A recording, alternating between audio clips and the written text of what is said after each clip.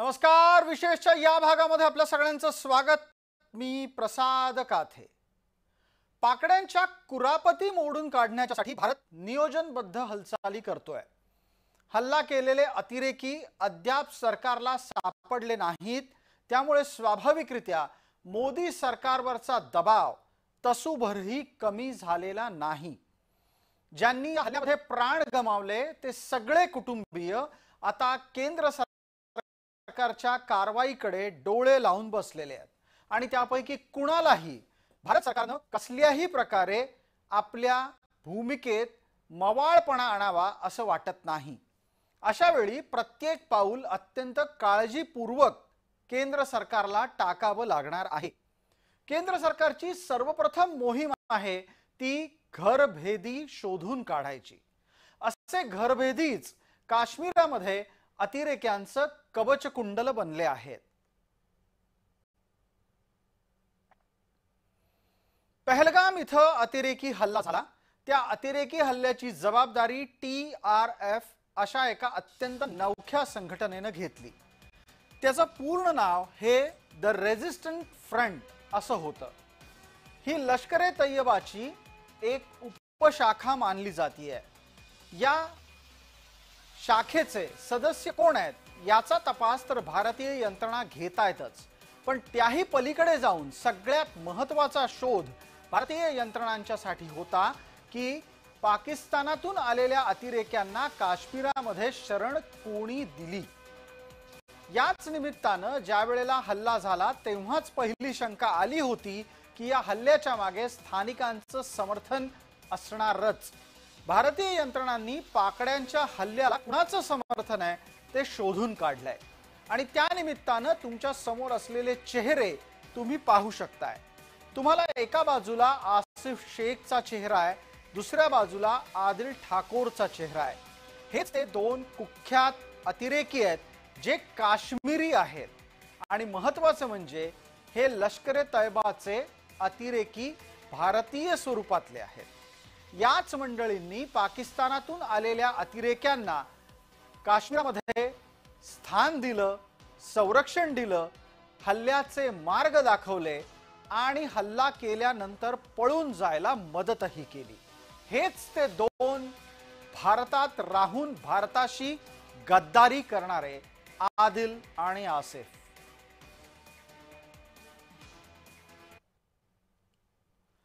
भारताला आत्ताच्या हल्ल्यातले घरभेदी सापडले आहेत, त्यामुळे अत्यंत तत्काळ कारवाई सुद्धा सुरू झालेली आहे. आसिफ हा लष्कर-ए-तय्यबाचा अतिरेकी आहे. त्याच्या जोडीला आदिल सुद्धा काम करत होता. हे दोघेही सध्या यंत्रणांच्या ताब्यात आले नसले तरी पण त्यांचा ठाव ठिकाणा हा जम्मू काश्मीर राज्यातल्या श्रीनगरच्या अतिदुर्गम भागात शोधून काढण्यात आला आहे. या निमित्तानं जेव्हा तपास यंत्रणा घरात पोहोचल्या त्यावेळेला तिथे छापामारी करताना आधीच ठेवलेल्या पेट घेतला आणि त्यात घर जळून खाक झालं असं लष्करी सूत्रांनी सांगितलंय. या कारवाईच्या नंतर घराची झालेली स्थिती तुम्हाला चित्रात एका बाजूला दिसतेय, तर ज्या वेळेला घरातली स्फोटकं पेटली तेव्हा तिथे झालेला धमाका किती मोठा होता तेही तुम्ही पाहू शकता. या निमित्तानं आदिल ठाकोर या गद्दाराचा तपशील तुम्हाला नोंदवायला हवा, कारण ही तीच मंडळी आहे जी काश्मीरात राहतात आणि भारताच्या विरोधात कारवायांना पाठिंबा देतात. आदिल ठाकोर हा आदिल गुरु या नावानं सुद्धा ओळखला जातो. आदिल 2018 मध्ये बेकायदेशीररित्या पाकिस्तानात गेला होता. पहलगामच्या बैसरन परिसरामध्ये पर्यटकांवर हल्ला करण्याची योजना त्यानंच आखली. पहलगाममध्ये हल्ला करणं, पाकिस्तानी दहशतवाद्यांना मदत पुरवणं यात त्याचा सहभाग समोर आलाय. आदिलला आत्ताच्या घडीला मोस्ट वॉन्टेड अतिरेकी म्हणून घोषित करण्यात आला आहे. आदिलबाबतची माहिती जो कोणी देईल त्याला भारतीय तपास यंत्रणांकडून 20 लाख रुपयांचं बक्षीस मिळेल असं सुद्धा सांगण्यात आलंय. आदिलचा साथीदार असलेला आसिफ कोण आहे हेही जाणून घ्या. हाही एक भारताचा गद्दार आहे. आसिफ आणि आदिल हे दोघंही काश्मीरी आहेत आणि या आसिफ आणि आदिलच्या तपशिलातला महत्वाचा मुद्दा असा की यांचा चेहरा समोर आणून भारतानं काश्मीरात राहून आसिफ आणि आदिल भारत विरोधी कारवाया करत होते हे जगाच्या समोर आणलं. पाकच्या कुरापतींना काश्मीरात कसं स्थानिकांचं समर्थन मिळतं हे सुद्धा जगाच्या समोर आणलं गेलं. स्थानिक समर्थनाचा हा मुद्दा आंतरराष्ट्रीय स्तरावर फार महत्त्वाचा आहे, कारण काश्मीरामध्ये जेव्हा सैन्य कारवाई होते तेव्हा हीच मंडळी भारताच्या कारवाईच्या विरोधात कांगावा करतात.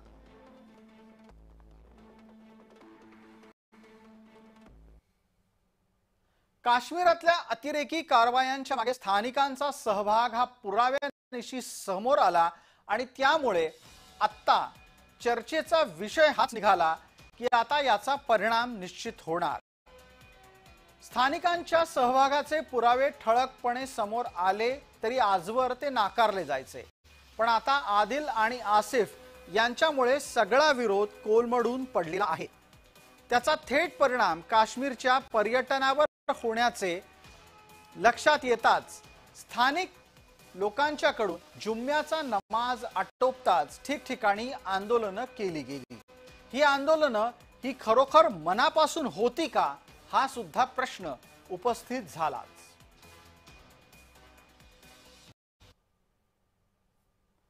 या आंदोलनामध्ये दहशतवादाच्या विरोधामध्ये घोषणाबाजी झाली, पण काश्मीरात झालेल्या एकाही आंदोलनात वंदे मातरमची घोषणा दिली गेली नाही.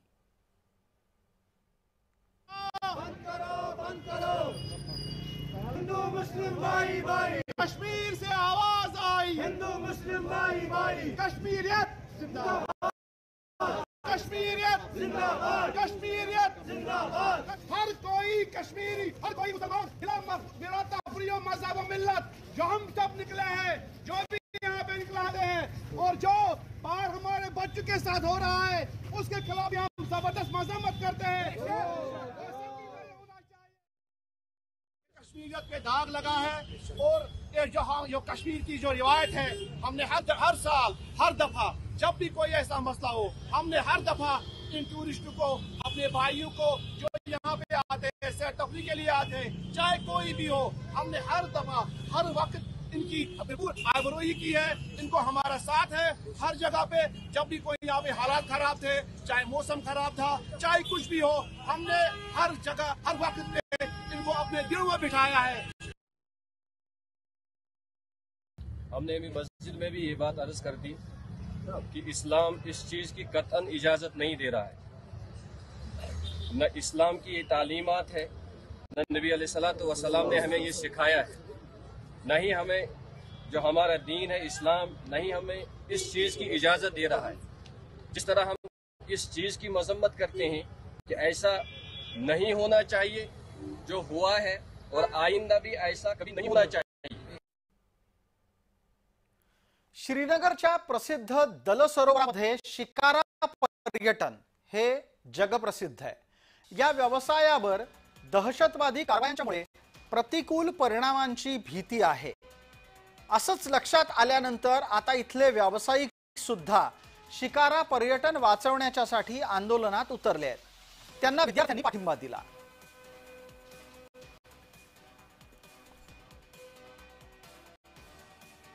सब कुछ हुआ था, हम लोग पहलगांव में ही थे और हम लोग वहां से करीब 20 किलोमीटर दूर थे. उस वक्त एकदम से हड़कंप मच गया था. सब लोगों ने अपने स्टॉल्स बंद करने शुरू कर दिए थे. हम लोगों की गाड़ियां वापस मुड़ गई थी, बट आर्मी वहां थी और सब लोग वहां सेफ महसूस कर रहे थे. मैं आर्मी को लेके बिल्कुल ये बोलूंगी कि आर्मी सबको सिक्योर फील करवा रही थी. हमारे जम्मू कश्मीर के विद्यार्थियों ने, क्योंकि हमारे पास सबसे ज्यादा विद्यार्थी हैं, उन बच्चों ने यहाँ पर 27 शिकारा के थ्रू उनको श्रद्धांजलि दी है. बच्चों ने उनके अगेंस्ट जो है टेरर अटैक के against, united against terror show किया कि हम सारे इकट्ठे हैं और हम डट के मुकाबला करेंगे. हम साथ हैं, हमारी गवर्नमेंट के साथ है और गवर्नमेंट ने पास में भी बड़ा अच्छा बाउंस बैक किया था. हमने कल भी देखा यहाँ डल लेक के पास भी बहुत से लोग आ भी रहे हैं. ऐसी बात नहीं है कि सब लोग ही कैंसिल कर रहे हैं, और हमें कैंसिल करना भी नहीं चाहिए. ऐसी मिस हैपनिंग कहीं भी हो सकती है. डेफिनेटली ये हमारा भारत का दुर्भाग्य है कि कश्मीर के आसपास की ऐसी घटनाएं होती हैं, बट ऐसी घटनाएं कहीं पर भी घट सकती है। तो इसलिए हम ये सोच लें कि हाँ, इस घटना की वजह से कश्मीर बुरा है या कश्मीर के लोग बुरे हैं, ऐसा बिल्कुल भी नहीं है। जो अभी 27 जाने गई है, हम मजम्मत करते हैं इस चीज़ की। तो उसके लिए हमने यहाँ पे उन 27 जो डेड बॉडीज थी उनके अगेंस्ट 27 शिकाराज में हमने उनको श्रद्धांजलि दी है। या दरम्यान काश्मीरमध्ये सध्या विविध भागातून गेलेले अनेक पर्यटक आहेत. हल्ल्याच्या नंतर या पर्यटकांनी मात्र तिथेच थांबणं पसंत केलंय. गुलमर्ग, पहलगाम अशा विविध भागांमध्ये असलेल्या पर्यटन स्थळांवर आता त्यांची गर्दी परतली आहे आणि यामुळेच काश्मीरच्या लोकांना आपला व्यवसाय उरला सुरला का होईना आणि तो परत मिळेल अशा प्रकारची अपेक्षा व्यक्त होतीये. जय महाराष्ट्र या निमित्तानं गुलमर्गमध्ये पोहोचलं आणि गुलमर्गमध्ये पर्यटकांच्या भावना आम्ही टिपल्या आहेत.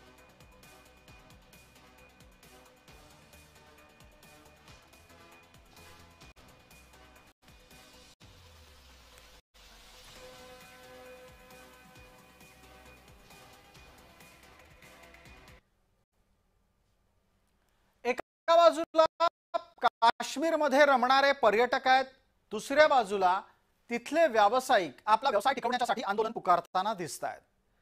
अशा वेळेला भारताच्याकडे नक्की पर्याय कोणते उरतात? मिलिटरी ऑप्शन्स जे भारतासमोर अवेलेबल आहेत त्याच्यामध्ये अनेक आहेत. एक तर उरी सारखा सर्जिकल स्ट्राईक स्पेशल फोर्सेसच्या मदतीने, विमानांच्या मदतीने, फायटर एअरक्राफ्टच्या मदतीने, बालाकोट सारखा स्ट्राईक किंवा नेव्हीचा वापर. याच्याशिवाय जे पाकिस्तानी सैन्य जे तैनात आहे LOC वरती त्यांच्यावरती फायर करायचं, तोफखान्याच्या मदतीने, त्याच्यावरती ड्रोन्सच्या मदतीने फायर करायचं, क्षेपणास्त्रांच्या मदतीने फायर करायचं. आपल्याकडे वेगवेगळी शस्त्र आहेत, क्षेपणास्त्र आहेत 100 किलोमीटरपासून 200, 300, 400, 500, 600. तर आपल्याला या सगळ्या हल्ल्यामध्ये पाकिस्तानी सैन्याचं नुकसान करायचं आहे आणि त्यांची जी दहशतवादाला मदत करण्याची जी क्षमता आहे ती कमी करायची आहे. त्याच्यामुळे वेगवेगळी क्षेपणास्त्र आपल्याला वापरता येतील आणि एकाच वेळेला सगळ्या ठिकाणी हल्ला करता येईल आणि गरज पडली तर ज्याला आपण पारंपरिक युद्ध म्हणतो ते सुद्धा करता येईल. भारताच्या समोरचे हे पर्याय जरी कितीही खरे मानले तरीही भारताला आव्हान आहे ते अंतर्गत समर्थनाचं. आम्ही आपल्याला काश्मीरमध्ये झालेल्या आंदोलनाचं चित्र परत एकदा ऐकवणार आहोत. तुम्ही नीट ऐका. ही माणसं दहशतवादाचं, पण त्यांच्या तोंडी घोषणा काय आहेत? बंद करो, बंद करो. हिंदू मुस्लिम भाई भाई. कश्मीर से आवाज आई. हिंदू मुस्लिम भाई भाई. कश्मीरियत जिंदाबाद. कश्मीरियत जिंदाबाद. कश्मीरियत जिंदाबाद. हर कोई कश्मीरी, हर कोई मुसलमान बिला तफरीक़ मज़हब और मिल्लत जो हम सब निकले हैं, जो भी यहाँ पे निकला हैं और हमारे बच्चों के साथ हो रहा है उसके खिलाफ भी हम जबरदस्त मजम्मत करते हैं. ऐसा भी नहीं होना चाहिए. जो हमारे यहाँ पे हम ये कभी भूलेंगे नहीं.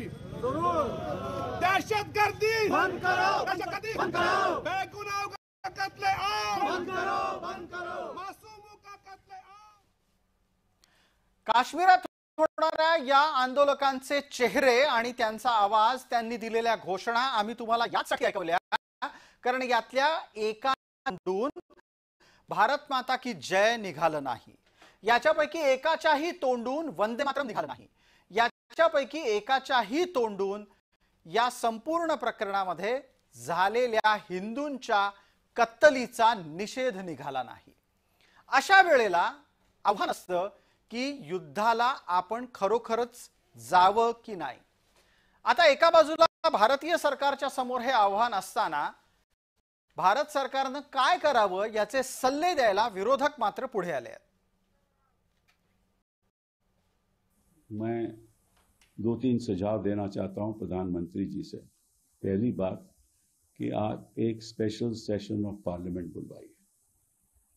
स्पेशल सत्र पार्लियामेंट का बुलवाइए, वहां चर्चा कीजिए, सबकी राय लीजिए. आपके साथ खड़ा है कोई ऐसा विपक्ष का नेता नहीं है जो आपके साथ नहीं खड़ा, क्योंकि ये हिंदुस्तान की सॉवरेनिटी के ऊपर अटैक है। विरोधकांना सल्ले द्यायला काय जात आहे? एक आणखी संसदेचं अधिवेशन बोलवा म्हणजेच कारवाई पुढे न्या.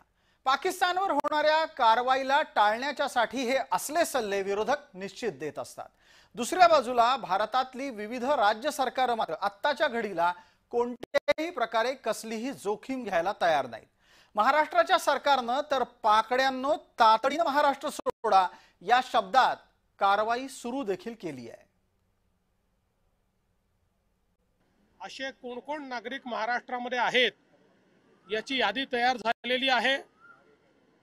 आम्ही मॉनिटरिंग करतोय. सगळ्या पोलीस स्टेशन्सला देखील सांगितलेलं आहे तात्काळ वेळेमध्ये त्यांनी देश सोडून गेला पाहिजे या दृष्टीनं पूर्ण मॉनिटरिंग केलं जाईल आणि जर कोणी त्याच्यात दिरंगाई केली तर त्याच्यावर कायदेशीर कारवाई केली जाईल. कुठलाही नागरिक जगभरामध्ये विजाच्या माध्यमातून फिरत असतो. महाराष्ट्रामध्ये पाकिस्तानी नागरिकांचं वास्तव्य आहे हे तसं चटकन लक्षात येणार नाही, पण हे सत्य आहे. एकट्या पुण्यामध्ये 111 पाकिस्तानी नागरिक वास्तव्याला आहेत. पुण्याच्या पलीकडे नाशकात, नागपूरमध्ये, संभाजीनगरमध्ये सुद्धा पाकिस्तानच्या नागरिकांचं वास्तव्य आहे. विजा घेऊन येणारी ही मंडळी भारतातच काय पण जगभरात फिरू शकतात. त्या निमित्ताने एकदा पहा की विजाचे प्रकार असतात तरी किती. सरसकट सर्वसाधारणपणे पटकन उपलब्ध होणारा प्रकार असतो टुरिस्ट विजा. भारतात फिरायला येणाऱ्यांच्यासाठी हा 6 महिन्यांच्यासाठी वापरता येईल असा विजा आहे. ट्रान्झिट विजा असतो. यात एअरलाईनच्या माध्यमातून पक्क तिकीट असेल तर सुविधा उपलब्ध होते. एक्स विजा असतो कोणत्याही वर्गात न मोडणाऱ्या कार्यकर्त्यांच्यासाठीचा. नोकरीसाठीचा विजा असतो ज्यात परदेशी नागरिकांना तो 1 वर्षासाठी दिला जातो. विद्यार्थ्यांना मिळणारा विजा हा मान्यताप्राप्त शिक्षण संस्थेच्या अभ्यासक्रमाच्या अनुषंगाने दिला जातो. व्यावसायिकांच्यासाठी 6 महिन्यांपर्यंतचा विजा भारतामध्ये उपलब्ध करून दिला जातो. विविध प्रकारच्या कॉन्फरन्स म्हणजे परिसंवादाच्या साठी स्वतंत्रपणे विजा उपलब्ध करून देण्याची सुद्धा पद्धत आहे. पत्रकारांनाही जर्नलिस्ट विजा 3 महिन्यांच्यासाठी मिळतो.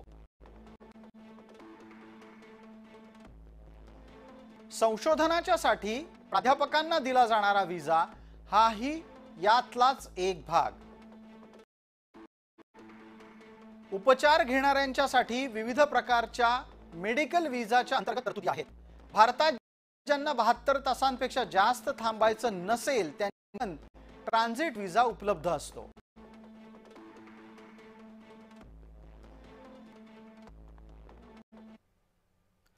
आता हा विजा भारत सरकारनं बंद केलाय, तो खास करून पाकड्यांच्यासाठी. आणि यामुळे नक्की त्यांची गोची काय झाली आहे लक्षात घ्या. एम्बसी मधले स्टाफ कमी करायचा, त्यातही फारसा परिणाम होणार नाही, कारण त्यांची स्टाफ कमी होतात आहेत, आपलेही कमी होतात आहेत. फक्त आपण एक त्यांच्यावर निर्बंध घातला की तुमची मिलिटरी अटॅची इथे येणार नाहीत. याचा आपल्याला फायदा असा आहे की मिलिटरी अटॅचीच्या थ्रू जे ISI इथल्या दहशतवादी संघटनांशी संबंध ठेवून होते ते त्यांना ठेवता येणार नाही. सध्या देशामध्ये वातावरण तणावाचं आहे. हिंदू आणि मुसलमान यांच्यात पहलगाम हल्ल्याच्या नंतर तणाव निर्माण झालाय. हे कितीही नाकारलं तरी स्वीकारावंच लागेल असं तथ्य आहे. यातच राष्ट्रीय स्वयंसेवक संघानं केंद्र सरकारला स्पष्ट शब्दात संदेश दिलाय आणि तो अत्यंत महत्त्वाचा संदेश आहे. राष्ट्रीय स्वयंसेवक संघाचे सरसंघचालक आणि केंद्रातील मोदी सरकारचे मार्गदर्शक मोहन भागवत यांनी पहलगाम हल्ला झाल्यानंतर नुकतीच भूमिका जाहीररित्या घेतली आहे. मुंबईतल्या एका कार्यक्रमात बोलत असताना सरसंघचालक मोहन भागवत यांनी प्रत्युत्तराची भूमिका व्यक्त केली.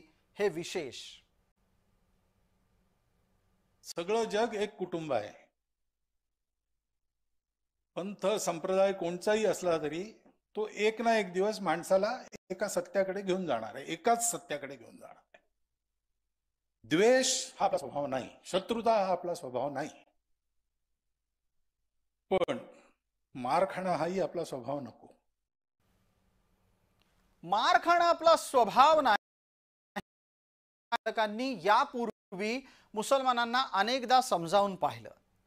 तुमचा आणि हिंदूंचा DNA एक आहे असं सरसंघचालक म्हणाले आणि यापूर्वी सुद्धा मुसलमानांवर होणाऱ्या अत्याचाराच्या बाबतीत त्यांनी वेगळी भूमिका मांडली होती. पण आता पहलगामच्या भूमिकेच्या नंतर म्हणजेच पहलगामला झालेल्या इस्लामी अतिरेक्यांच्या हल्ल्यानंतर त्यांची भूमिका बदललेली दिसते. संघानं यापूर्वी हिंदू आणि मुसलमानांच्या मध्ये सौहार्द निर्माण करण्यासाठी जी भूमिका घेतली होती ती आपण पाहिली. आता सुद्धा ते त्याची आठवण करून देत आहेत. आपल्या जवानांनी कधी किंवा आपल्या इथल्या लोकांनी कधी कुणाचा धर्म विचारून त्याला मारलं नाही. पण काल ज्या कट्टरपंथीयांनी उत्पात केला त्यांनी धर्म विचारून मारलं. हिंदू असं कधीही करणार नाही. पण आपल्या संप्रदायाचा चुकीचा अर्थ लावणारे कट्टरपंथी असं करतील. म्हणून देश बलवान पाहिजे. आपल्या मनात दुःख आहे. सगळ्यांचंच अंतःकरण जड आहे. सगळ्या परिवारजनांच्या दुःखात आपण सहभागी आहोत. पण आमच्या मनात क्रोधही आहे आणि तो असला पाहिजे. हिंदूंच्या मनात क्रोध आहे आणि तो असलाही पाहिजे असं जेव्हा वक्तव्य सार्वजनिक स्तरावर होतं तेव्हा त्याचे स्वाभाविक परिणाम दिसतात. अमरावतीत बंद पाळण्यात आला.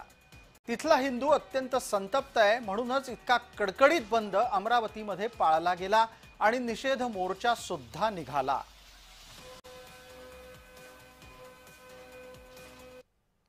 पंतप्रधान नरेंद्र मोदी हे या देशातलं गेल्या अनेक दशकांमधलं मिळालेलं कणखर नेतृत्व आहे आणि ते राष्ट्र प्रथम नंतर पक्ष आणि नंतर मी मानणारे आहेत. ते देशाशी झालेली तडजोड मान्य करणार नाही.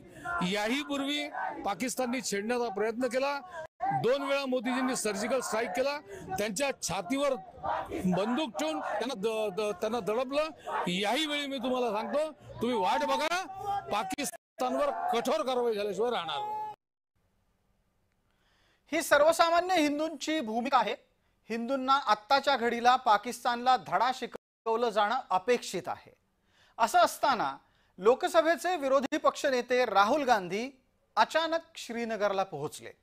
आपल्या सगळ्यांना हे लक्षात घ्यावं लागेल की सध्या जम्मू काश्मीरामध्ये काँग्रेस समर्थित सरकार आहे आणि याच सरकारच्या कार्यकाळात पर्यटकांवर झालेला पहलगामचा हल्ला हा आजवरचा सर्वात मोठा हल्ला आहे. राहुल यांनी रुग्णालयामध्ये जाऊन जखमींची विचारपूस केली आणि नंतर स्थानिक काँग्रेस कार्यकर्त्यांशी संवाद साधला. हे आटोपल्यावर राजकारण करायची संधी त्यांनी साधलीच.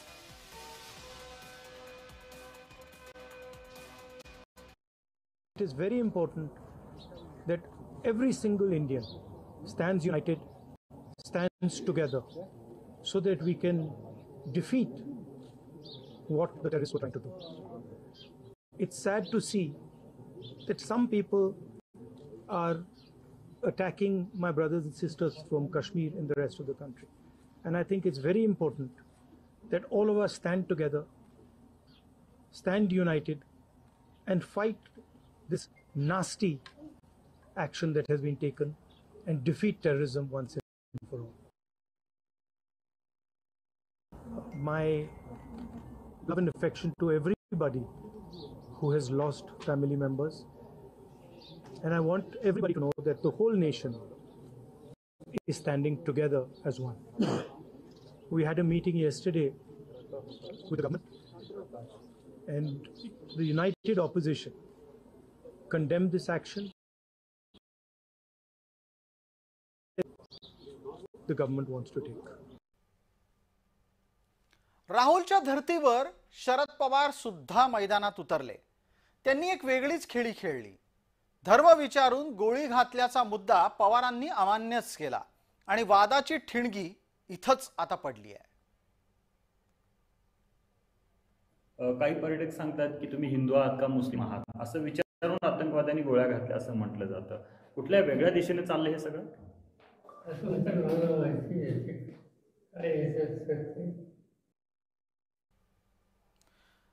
आता याच शरद पवारांच्या समोर 24 तासाच्या आधी गणबोटे कुटुंबातील महिलांनी टाहो फोडला होता। त्या महिलांनी पवारांना जेव्हा वेदना ऐकवल्या तेव्हा स्पष्टपणे म्हटलं की धर्म विचारून त्यांच्या घरातल्या पुरुषांचे बळी गेले आहेत। पवारांना ते ऐकायला कदाचित आलं नसेल, आम्ही परत एकदा ऐकवतोय।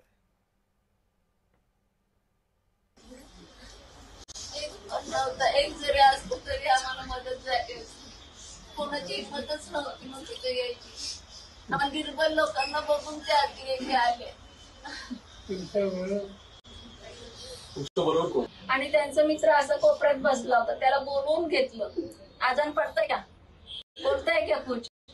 आम्ही त्याचा ऐकून पटापट टिकल्या काढून फेकल्या की आम्हाला मारायला नको म्हणून, आणि सगळे अल्लाह अकबर म्हणायला लागलं। जोर जोरात अल्लाहचं नाव करायला लागलो, मग तो गेला निघून। पण या दोघांना मारून टाकलं। अजून एक आमच्या बरोबर होता, ते तंबूच्या मागे बसलेला, त्याला पण मारलं। तुम्ही ते काय वाचा, आम्ही सगळ्या लेडीज होतो तिथं, तर सगळ्यांनी मोठमोठ्याने आजान म्हटली, पण त्यांनी आमच्या मात्र 27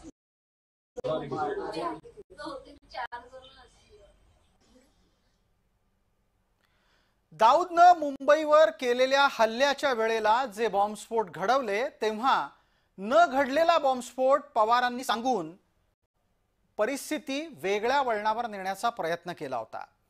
आता इथे गणबोटे कुटुंबानं आपली वेदना पवारांसमोर मांडूनही शरद पवार म्हणतात की धर्म विचारून गोळी मारली की नाही हे त्यांना माहित नाही। फडणवीसांनी त्यांच्या या दाव्याला चपराक ठेवून दिली आहे।